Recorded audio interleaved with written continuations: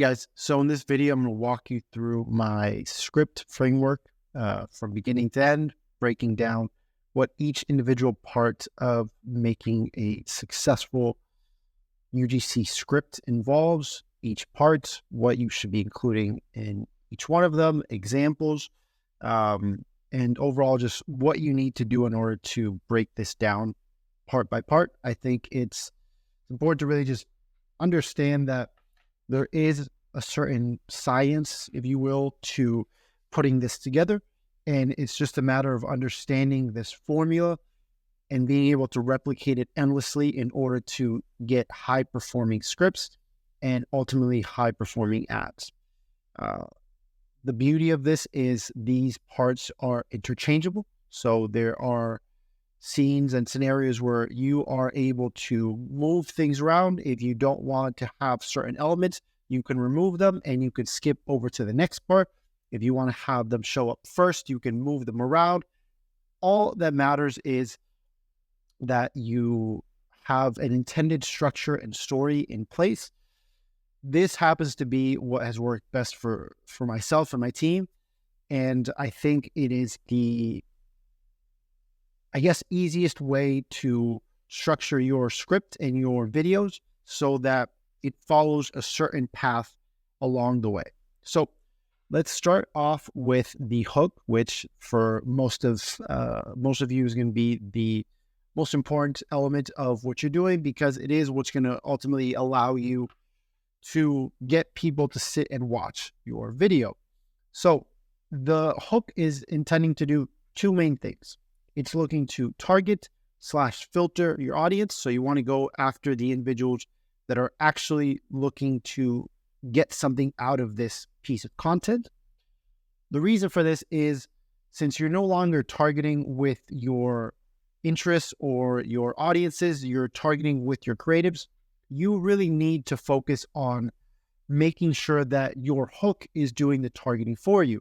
So you're going to be mentioning who that person is, telling them this is a problem you have, so on and so forth. So you're filtering with the hook. And then secondly, but not less important, you need to stop the scroll. So if you are simply performing a boring video that just mentions the audience but doesn't really do anything to stop them, you're not going to have success. It still needs to be entertaining. It still needs to stop the scroll, and it still needs to cause a reaction and an emotion and a sentiment in the video, in the viewer, in order to get them to actually convert. So let's break it down. On a visual level, you want to have eye-catching and unusual scenes. So something that isn't normal, right? This could be some wacky action, or it could rather just be a very simple motion, but that is directly correlated with what you're doing. What you want to avoid is the very simple and monotonous talking to the camera and not moving, and there's no transitions, nothing. The reason for that is most of the time that's not going to be performing well unless you have a tantalizing message that really catches their eyes. So something like, I broke up with or I cheated on my boyfriend because blah, blah, blah. You want to know the rest of the story. But for the most part, you're going to really need this to be something exciting. It doesn't need to be overly spammy, but it does need to be something eye-catching. You should be able to show that product in the first 2 to 3 seconds so that if they are interested in the product, they'll stay and know that it's about the product. And what you're able to do is test different scenes. So your hooks should be testing multiple visuals. So essentially you have one concept and then you have multiple hooks that you'll be iterating on. So find different scenes that work for the audience that you're going after, and that'll allow you to improve on that. On the testimonial side of things, this is where you'll actually be filtering the audience rather than stopping the scroll. So this is where the messaging is crucial, and you really want to make sure you speak to whom you are going after. So if you're going after 20-year-olds that are going through college, then you need to mention that, and you need to let them know you are the exact person this is intended for. Nobody else but you. The script itself should have 2 to 3 hooks. I spoke about this in an earlier tweet. But essentially, if you are producing and writing scripts that have one hook, and that's all you have, you are essentially gambling away the cost of a UGC video that isn't cheap. It'll cost you anywhere from $150 and up. And if you have one chance to make it happen, the likelihood is it's going to fail. I almost quoted Eminem, but let's keep it going. The idea is very simple. You need to have 2 to 3 hooks. If you can have more, add more. It'll all depend on the dynamic you have with the creators that you're working with. But the more hooks you have, the more variety you can test, the more you can identify what's going to work, what isn't. Each hook should have a different visual and verbal testimonial. And then this is just a very small recommendation, but very helpful. Make sure that these are all voiceovers.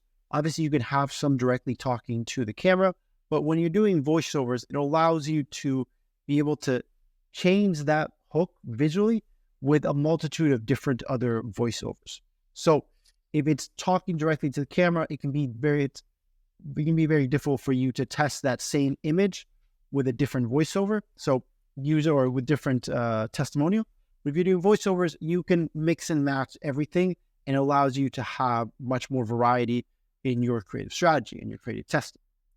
So this is what your hook testing should look like. So you have hook 1, which has visual 1 with testimonial A, hook 2 visual that has visual 2 and testimonial B, and then hook 3 that has visual 3 with testimonial C.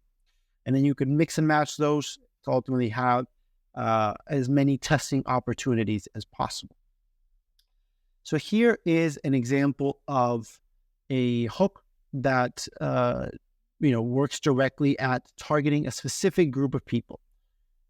Individuals who sit at their desk all day. So this could be people that work from home. This could be individuals that are at the office. The hook is aggressive. You're killing yourself by sitting at your desk all day. This is actually a creative we ran for a client of ours, and it was one of their top performers. It worked extremely well. The hook rate was through the roof, and performance was extremely high. So the hook is crucial to start things off properly. If you're failing at the hook level, the rest of the video is likely not going to even have a chance to perform. So put a lot of effort and time into this. Then we go into previous problems. So the goal with this is quite simple. You want to provide context on how long the problem has been going on for. This is where you have to incorporate a lot of research. So figure out how much this has been affecting their mental well-being, maybe what it's doing to their social life. Why, what is their biggest headache with this problem that they have? Is it something that is affecting how they view themselves? What is going on that's exacerbating this issue? In terms of identifying where you can find these, there's multiple places where you can look to have information on the problem. So you can look at Facebook ad comments, your product page reviews, TikTok comments, Reddit, Quora, Amazon, and even other competitor product reviews. It's important that you put a lot of time into this, because if you don't have enough context as to why this is a genuine issue for your customer, you're not going to be able to hit this point hard enough to really get them to understand that this is a necessity, right? This problem, you need to essentially remind them that this isn't just a small problem, but rather a problem that's causing them a lot of mental anguish. It's exhausting. It's been an issue for them for a long time. And it's not simply something that they can brush off. Rather, it really does take a toll on their health. So you can focus on one problem per script. You don't want to try 15 different problems. Your solutions are focusing on one individual problem, and that's it. So this is an example of what it would look like. This is what my skin used to look like. I really struggled with my rosacea. So very simple, but we know exactly what the issue is: rosacea. We have a photo. We know what it's doing to them. And in other scenes, she explained what it is that it was doing to her. You can use your reviews to see what these things are. So for example, in this product review, it says, "This scrub rocks for sensitive skin like mine with rosacea. Super gentle, but works to get rid of all dead skin. Plus, you only need to use a tiny bit each time. Makes my skin feel fresh and glowing. So we know that rosacea is a problem that this specific product is addressing. So if we directly use this review, we would understand that this is a problem that people who have sensitive skin and rosacea can ultimately incorporate into their routine. So going into the failed solution, this is where we are trying to talk about what they have tried and why it's important for them, essentially what they've tried to do and failed, and why they've ultimately arrived at using your product. So establish what's been attempted and why it failed. This doesn't need to be long. It can just be 1 or 2 phrases. You want to dig into the pain of spending time and money in solving it and then having it not work. A lot of effort, a lot of exhaustion, but still no results. So you can identify the most common products that were used, explain why they failed, and then maybe incorporate the side effects. This is also going to be identified through the research process in the previous step. So the research is going to be extremely important in order to identify these 2 issues. Through ChatGPT and copying and pasting all the reviews, you'll be able to identify what products and maybe what previous attempts they've done, and then why they didn't work for them. So this is an example of what it would look like. Okay, so I used to only use drugstore skincare for like years. So she mentioned she was only using generic products before, and that's why it didn't work. And she elaborates a little bit more on what effects it did, how it dried up her skin, so on and so forth.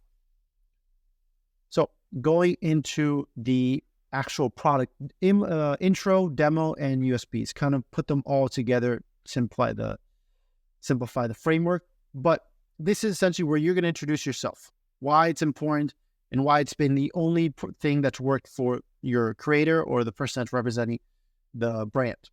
Your selling points are going to be very, very specific. You're not going to throw out cool features, right? Nobody cares that your phone case is great, right? What they care about is that it's durable. You can throw it against a wall and it doesn't break. They're going to be audience specific. So we go back to the problem that we were addressing in the second step. There is one problem we are fixing, and that is the only problem you will be addressing. So the specific benefits are going to be targeting that problem. Each one of these should be directly aligned with the audience and then what problem they're going to. Nobody else, only them. I would keep it to a maximum of 3 USPs, each one going increasingly more unique to the problem that they solve. So if you want to put a number to it, USP number 1 should be 6 out of 10 in terms of uniqueness, number 2, 8 out of 10, and then number 3 should be the most unique and crucial USP you have, or the one that distinguishes you the most and the one that makes you stand out from every other product in the market. This is an example of it. So if we were going with the example of the rosacea, the creator saying this is totally safe for sensitive skin. So if you did your research, you would understand that individuals with rosacea have an issue with most exfoliants and a lot of skincare products because they're not meant for sensitive skin. So it ultimately exacerbates the issue that they have and causes more redness rather than improving and reducing the inflammation on their skin. So going into the final element of the framework, which is the end result and the call to action. So this is where you want to showcase your final results. If you have a creator that was able to go through a progression from 0 to 100 in terms of benefits that they saw from the product, even better. If you don't have tangible results, try to use some sort of lighting or maybe multiple creators. You can have 4 different individuals and they can all talk about or showcase how their skin improves so as to reduce the focus on one specific creator who maybe didn't have as aggressive of a change from beginning to end. You want to be able to set realistic expectations of what the product will do. It's better to be real than to lie too aggressively. Ultimately, you don't want to, let's fix this grammar. Ultimately, you don't want to give them this unrealistic idea that they're going to lose 100 pounds in 30 days. Because the reality is maybe they're not. They're not going to fix their skin in a week. It takes time. You don't want to make fake promises that will ultimately come back to bite you in the ass. That's all. The CTA itself should guide the customers to the next step. So they can go directly shop now. Maybe you want to lead them to a quiz. Maybe you want them to use a discount code. Or you want to remind them that there's a sense of urgency and that there's limited stock. So you want to get them to understand there is a direct next step you should be taking. You don't necessarily need to, the goal isn't just for you to watch, but rather to go in this direction and buy the product, take the quiz, use the discount code, whatever. So this is kind of an example of the final results. My rosacea is so much better and they show clear skin, looking beautiful. And then here is an example of what the call to action would be. So get yours out, and then you could have the website, and then a little sense of urgency is you need to try the product today. Very simple, not a lot of magic behind it, but it does allow you to essentially have a form of indication of what you want the customer to do.